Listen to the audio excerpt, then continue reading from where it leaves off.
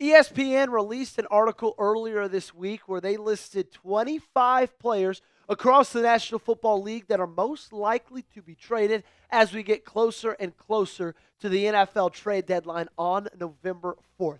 What this article stated pretty much was four things. Number one, 25 players on the trade block. Number two, what teams that they would fit. Number three, the percent chance of them to be traded. And then they ended it with just adding in some honorable mentions from teams across the league. Two of those honorable mentions were Baltimore Ravens players. Stick around to find out who they were. Before we get into the content, though, make sure you're subscribed. We're battling Bears now in a Week 8 sub-battle. We are currently down 20 subscribers. That's not good enough. Okay, if we want to beat the Bears on Sunday, that starts right here. And also, it doesn't cost you a dime to subscribe. A lot of you think you're subscribed, but just make sure and check. And if you are, go grab your mom's phone. Make sure she's subscribed as well. Daily coverage, all 100% free. So Mark Andrews was listed by ESPN as a player who could be traded.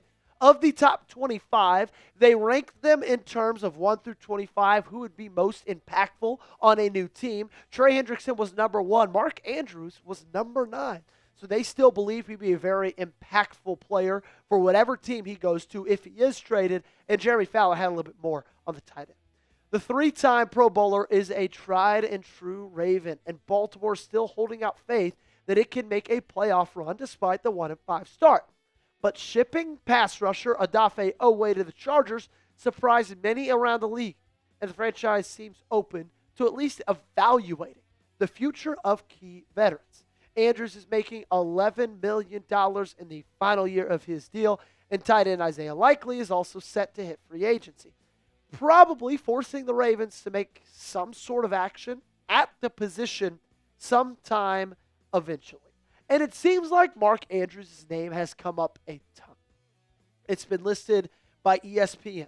It's been listed by The Athletic. It's been listed by CBS Sports. It seems like everybody has kind of come to this conclusion that it does make sense for Baltimore to trade away Mark Andrews because of his somewhat lack of production this season, mixed with his contract, mixed with the year, or the fact that at the end of this year, he's going to be a free agent. So I promise you the percent chance of getting traded, that's a part of this article as well. ESPN marks him at a 20. Wasn't the highest, wasn't the lowest. They are putting it right now at a 1/5 chance he gets shipped out of Baltimore. And right now, I think that that's fair. Now, I might think it's a little bit higher, but I think that's just because I've been talking about a Mark Andrews trade for a very, very long time. So I've kind of always thought this should be something that's at least been discussed inside the building. They give you 3 teams for teams that he might fit in with. The San Francisco 49ers, Philadelphia Eagles, and Dallas Cowboys were the 3 teams that were mentioned by ESPN. Now, if we want to talk about them each individually, I want to start with the first one and the third one. They don't really necessarily make sense to me. For the 49ers, you got George Kittle coming back, and the tight end that they've been playing in place of the injured George Kittle, they actually really like where he's kind of improved over the last couple of seasons. So it feels like they're good at tight end. For the Dallas Cowboys, it's as simple as they just paid Jake Ferguson about a month and a half ago. Their offense is elite, and their defense absolutely sucks. So if they're going to make a move at the deadline, I can promise you it's not going to be for another offensive player. Now, Philadelphia, that's one that started to make some sense. They have been linked before.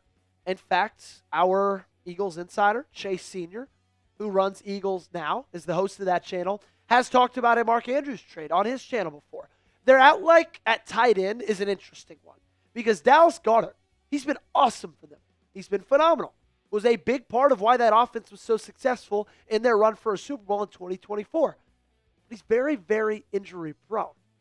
And their backup, their tight end 2, Grant Calcaterra, he currently has an oblique injury, and even when he's not injured, he can't really block. They've been very, very disappointed with the lack of production that they've been getting from their tight end 2. So, Howie Roseman now has to weigh who he feels is more of a long-term option for the Philadelphia Eagles. Does he just go ahead and extend Dallas Goedert who's at the end of his deal?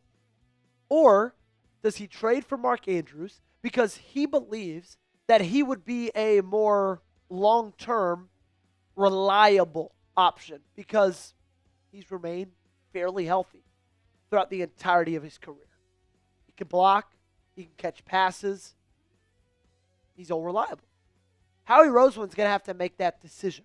And if he doesn't feel like the tight end position is cutting it for Philadelphia, if he feels like they need something new, they need a tight end that can block better, they need a guy that can be a little bit more reliable, that you can count on to be out on the field more than Dallas Goedert and Calcaterra, then I would not be surprised in the young general manager making a move, making a call to Eric DeCosta, and seeing if Mark Andrews has any interest in becoming a Philadelphia Eagle. What do you think the odds are? Percent chance that Mark Andrews gets traded. Scale it for me. 1 to 100 in the comment section down below. We told you ESPN said 20. I want you to give me yours down below. I think it's around 25%. Maybe 30. But I do it without blinking. Honestly. I know that sounds a little bit harsh, but I wouldn't think twice about trading Mark Andrews. Now, if I thought about the human element of it, and if I thought about how much he's meant to this Baltimore Ravens franchise, yeah, that would get me to not do it so quickly. But if I just think of a value standpoint, especially if you can get anything on defense in return, that is what you need desperately on this team.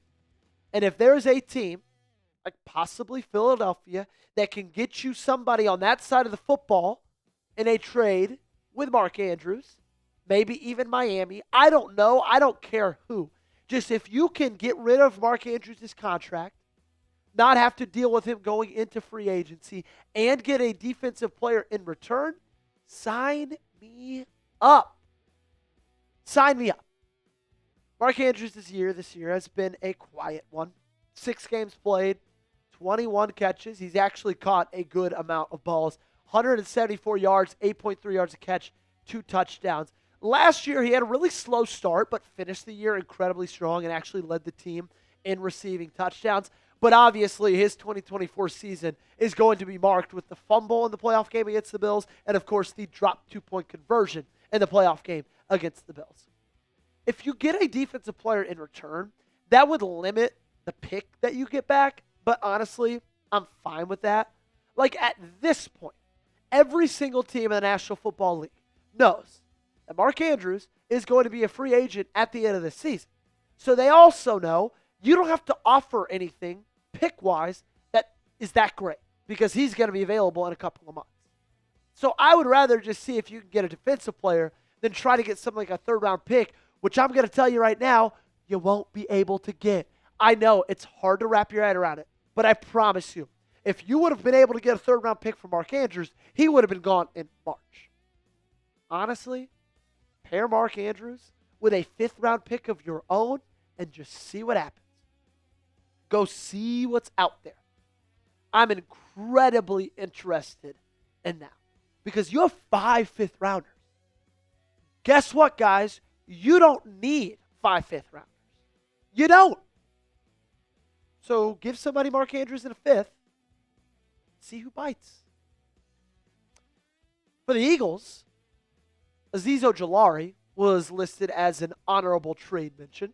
Gage, you can push this across. That's him. Played with the New York Giants last year. Was signed in free agency. I actually really, really like Azeez Ojulari.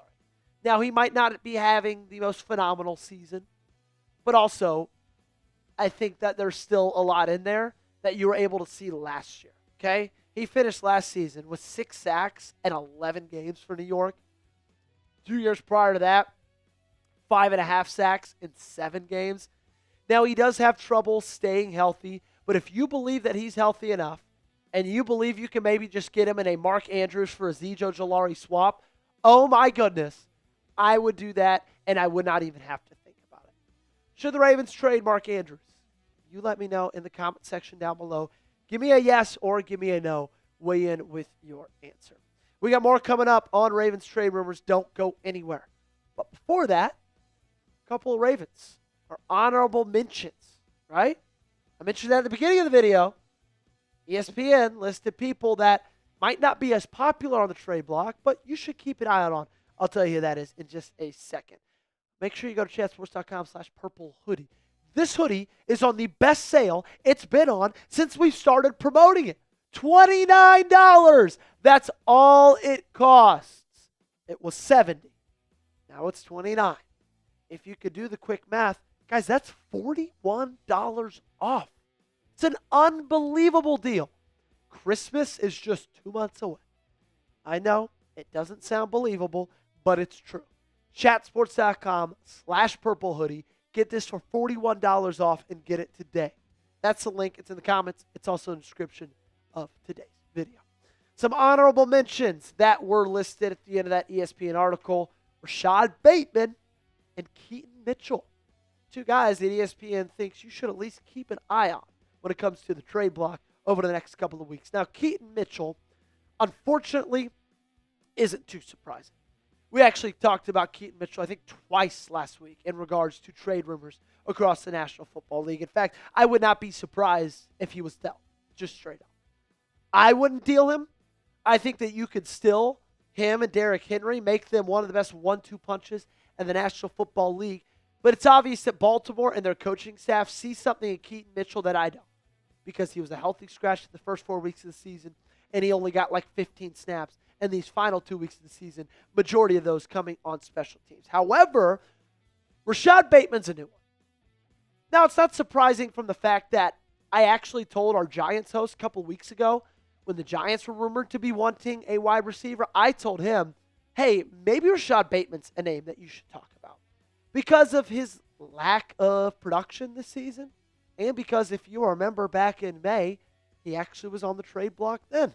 Jordan Schultz came out with this report that during the pursuit of Pickens, the Ravens were also in talks to trade Rashod Bateman to the Dallas Cowboys. Now, they didn't go far because they ultimately struck a deal with George Pickens and the Steelers, but they at least had the conversation about it. So you keep Rashod Bateman. You pay Rashod Bateman.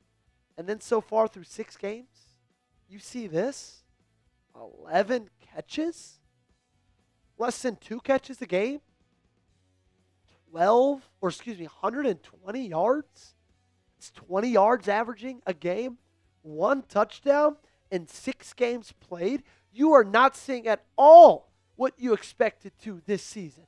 And then also, the one time you kind of take a big shot to Rashod Bateman, the effort's just not there for one reason or the other. Against the Houston Texans, that ended up in a Kamari Lassiter interception because Rashod Bateman just kind of stopped running. Now, I wouldn't bet on it that he gets dealt, but I wouldn't be surprised if it happens. I personally would not be interested unless it was a lot. And by a lot, I mean like something more than you would even expect. Like if you got a 4th rounder for Rashod Bateman, and I know that might sound crazy in itself. If you got a 3rd rounder for Rashod Bateman, I think I would think about it. I think I would. And there's a couple of wide receiver needy teams out there. The Pittsburgh Steelers, the New York Giants, the New England Patriots. We know New England and the Steelers right now are working the phones pretty heavily. Now, the Steelers, I wouldn't count on because it's a division rival. That doesn't seem realistic. But New England, if they don't land Jacoby Myers, if they don't land Chris Olave, if they don't land Jalen Waddle, one of the big fishes that's going out there right now, expect a call for Rashod Bateman. Pick one to keep, Keaton Mitchell or Rashod Bateman. If you had to keep one of them, let me know in the comment section down below. From a production standpoint, I feel like it's still Rashod Bateman, but I would love to see Keaton Mitchell utilized a little bit better. Let's get to it for today's show. Make sure you guys got me followed on social media. Gage, that was a good one, man. I was happy with that one. Hope you guys are happy with it as well. If you were, make sure you subscribe to the channel.